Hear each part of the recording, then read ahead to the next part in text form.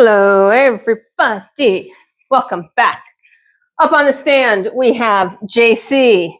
Jacey is due for a bath and a grooming, and she's very possibly pregnant and not happy about it. Boy, she gave me fits doing her hooves today. For an older goat, now she's not old by any means, not like Emma and Fanta who are, seniors. She's just an older goat, a mature goat, I guess is the best way to put it. She's strong as heck, boy. She was not feeling it today, and she gave me a hard time with those hooves. So much so, the hoof boss, my little electric, electric grinder, hoof grinder, gave out. And it didn't give out on its own. Like, this thing I think is indestructible. I've seen videos of it doing cow hooves and whole herds. It's not going to get killed by my little guys. But she managed to make it work so hard. We flipped the fuse in the barn.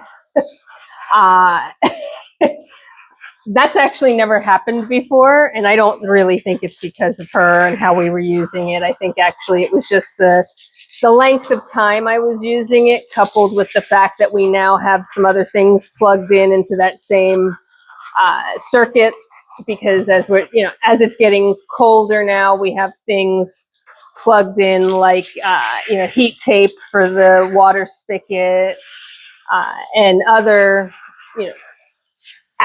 other cold weather necessities to keep things working normally in the barn. We learned the first year we were here that, despite the fact that we use our water spigot all the time, the overnight colds in winter will absolutely freeze it up. And then you are stuck until you either sit there with a hair dryer or a heat gun and warm it up and free it up, or you wait for the thing to melt on its own, which obviously isn't conducive to getting water to the animals. So yeah, we now know and very easily learned and fixed. We implemented insulation and heat tape on that stem, and we haven't had the problem since. Sometimes it gets a little stiff, because it's cold, but it doesn't get frozen, and we can still get water even in the coldest temperatures. So that is now on the spigot. Actually, it stays on the spigot all year round, but it's now on and turned on, plugged in, whatever, working, because our nights are now getting cold enough that there's concern for freezing. We haven't converted all the water buckets to heated water buckets yet, thankfully. Usually, even though we know it's coming and it's something that we could easily do now, we end up waiting every year until the first morning that we go down to the barn and all the buckets are frozen, and then we do it. And when I think about winterizing, and I think about the convenience of being able to winterize is important, right? Like, frozen water buckets stink. There's absolutely nothing you can do with 5 gallons of frozen water other than just sit it out in the sun and hope for the best. But heated water buckets have its own challenge, right? One, we've got plugs and cords running around the stalls, and we have those channels, pretty permanently installed and protected from chewing and all the other things that can happen. But it's still extra stuff, right? Extra electricity use. But more importantly for me, because of that, because they're plugged in, because, we've done all the work to make sure that the cords are protected and they're run, either up over the ceiling and down the wall, through the rafters, or they're run, through channels. It's not, you wouldn't be able to easily unplug the bucket, take it out to the spigot, dump it, refill it. That's just not unfortunately, that is not the way it works. They kind of get semi-permanently installed, and then you have to take an empty bucket into the stall, dump the water bucket, the heated bucket, into the empty bucket, dump that water, fill that bucket, carry it back to the stall, and dump it into the now empty heated water bucket. Sounds reasonable, right? Like, that's not huge until you have to do it 12 times over, and it's just extra trips, right? And that's, again, all well and good when it's the weekend and you're not crunched for time, but when you're trying to get to work in the morning, it's an extra step. It's an extra, 5-10 minutes of activity that you don't have to do in the summer. Am I whining about it? Yeah, I am a little bit, and it hasn't even happened. But I'm just, realistically sharing, like, that actually becomes important, right? For years, I commuted to the office, and it was a 45, 50-minute commute. And I would have to get up at 5:30 in the morning on a normal basis to be able to get the chores done, shower, get dressed, get on the road, and be at the office at a reasonable hour. A reasonable hour for me is like 7:30. So when you add another 10 minutes of activity to that, now you're getting up at 5:15. And I don't sleep a whole lot, to be honest with you, but I know, girl, I know. But even that 15 minutes, makes a difference, right? Same thing at night. You're doing chores at night, you're tired, it's been a long day, maybe you want to get inside for dinner, and you can't because you're taking an extra 15 minutes, 10 minutes to do the water buckets. Actually takes us longer in the evening because we do more, right? We'll be cleaning them and being a little bit more fastidious about it. So figure an extra 15, 20 minutes in the evening. And, that's the amount of time it takes to cook a meal. It just sets back the whole routine, right? So I really shouldn't whine about that, but here I am, and I did. So Jacey is up on the stand, a bit out of order. If you've been watching the series, you know that I'm trying to get the older gals that weren't show goats groomed today, all in the same time frame, and Jacey is my last older gal to get done. If I can get them done all today, obviously I'm going to get them all done today because she's my last one up. That just makes sure that I'm not doing an older or a mature goat in weather that could potentially be a bit chillier, a bit harder on their bodies. Now, Jacey is in amazing body condition. Obviously, she's what we would call over-conditioned, i.e. fat. I prefer over-conditioned. I use it on myself. I am not large or fluffy. I am over-conditioned.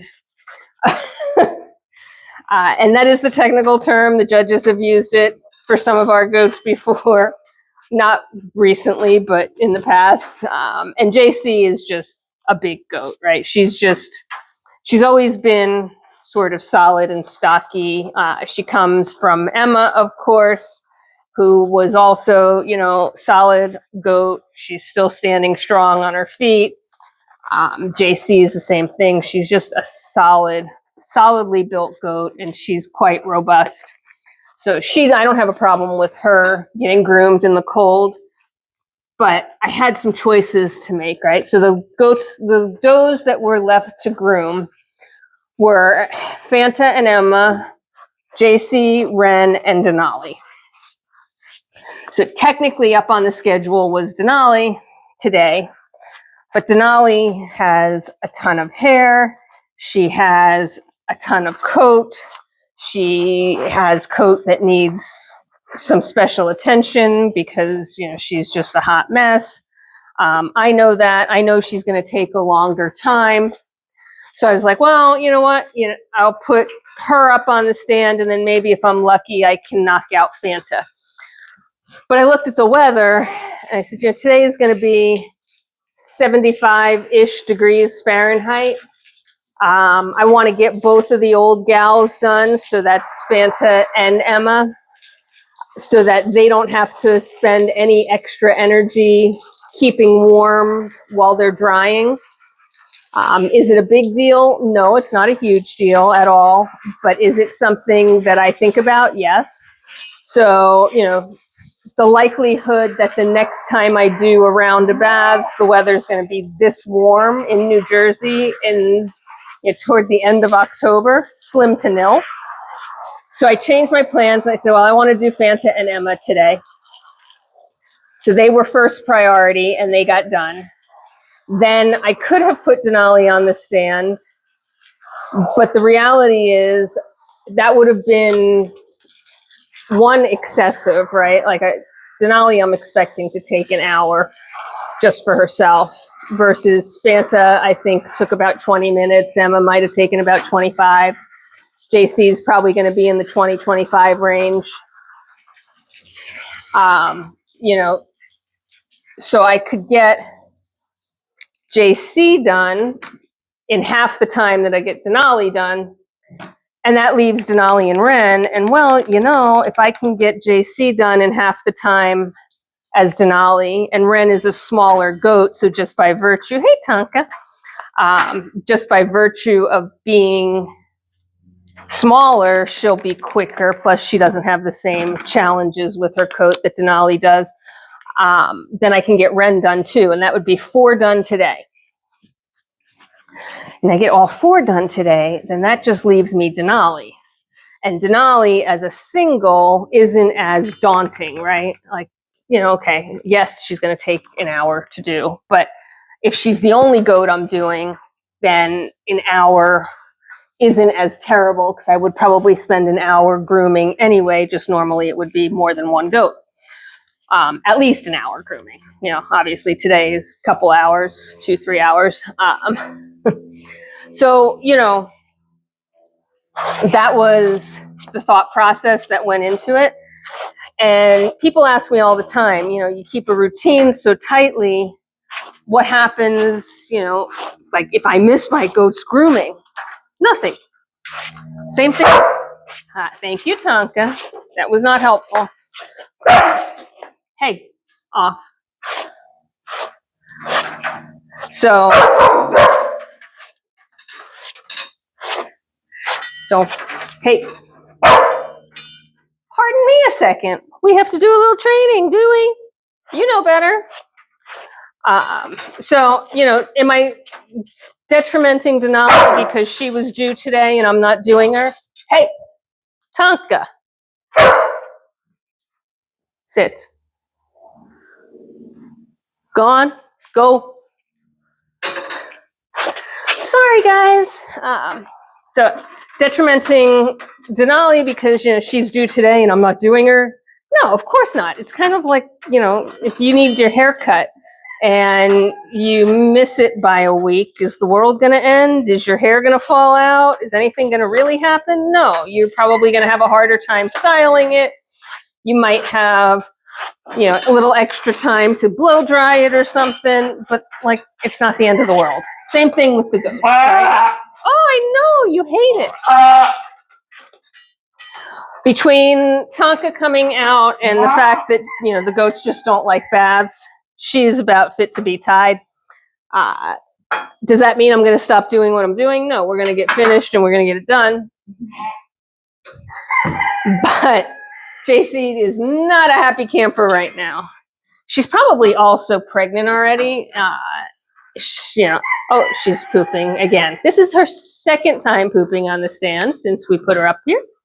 The first time was off camera, and I was able to clean that up before we started this fun. Obviously, now you got the full experience. So part of the reason that she got ornery there was, of course, Tonka not behaving himself. He's still a work in progress, Lord knows, and it probably will be for another year or so. But anyway, like I was saying, you know, skipping a week or rearranging a grooming schedule to accommodate the weather or what I need it to accommodate is not the end of the world. If it's a month, you know, if it's 6 weeks, that's like skipping an entire session. And then you're going to have hooves that are overgrown. You're going to have, you know, trouble with their feet. They're going to have trouble walking because their hooves are overgrown. Think about if you didn't ever cut your nails, right? What they would look like and how difficult it might be to either walk if you're talking toenails. Ooh, don't talk toenails to me. That's a whole problem I have. And if you're not talking toenails and you're talking fingernails, like, could you still type? Could you still cook? Could you still do the things you needed to do if you know, went months and months without cutting your nails, right? That's the same thing with their hooves. So rearranging the schedule is not a big deal as long as I'm not pushing to the point where I'm just like completely skipping goats and saying, well, you know, we just won't do you at all this time and we'll get to you in the next round. So I try and get to them every 6 to 7 weeks. 6 is, you know, my ideal. 7 is totally reasonable. 8 is manageable, but starts to get on the edge, right? And I don't want them to go 9 weeks without grooming. Surprised she's so antsy. She was doing so well. I think it's Tonka that threw her off. And even though he's long since back to doing whatever mischief he was creating elsewhere, she's just done. So hopefully we can get through rinsing the other side, combing her out, and then her head, and we'll get her off the stand. I'm glancing at my microphone every so often to make sure it's still working. I learned my lesson after having entire videos, multiple videos, including one from the show, which was very frustrating. Recorded the video but had no audio because either I didn't plug the microphone in appropriately or something.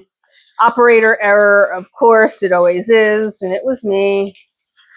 I'm the problem. Yeah, it's a song. Sing it. Now I've got that stuck in your head. Trust me, you're happy I didn't sing it, though. But yes, a total operator error. Either, again, I didn't plug the receiver into the phone fully, or I didn't check the microphone battery correctly, or I didn't connect the parts and pieces correctly. I don't know, something I did wrong. And I have entire videos that I can't publish because there's no voice to them. And since I don't script these things, I know. And I talk from the heart and from off the cuff, then there really becomes absolutely no way for me to go back and like do a voiceover, right? There's no script that I can reread and, you know, hope to sync up with what actually happened in the video. That's just not the way this works for me.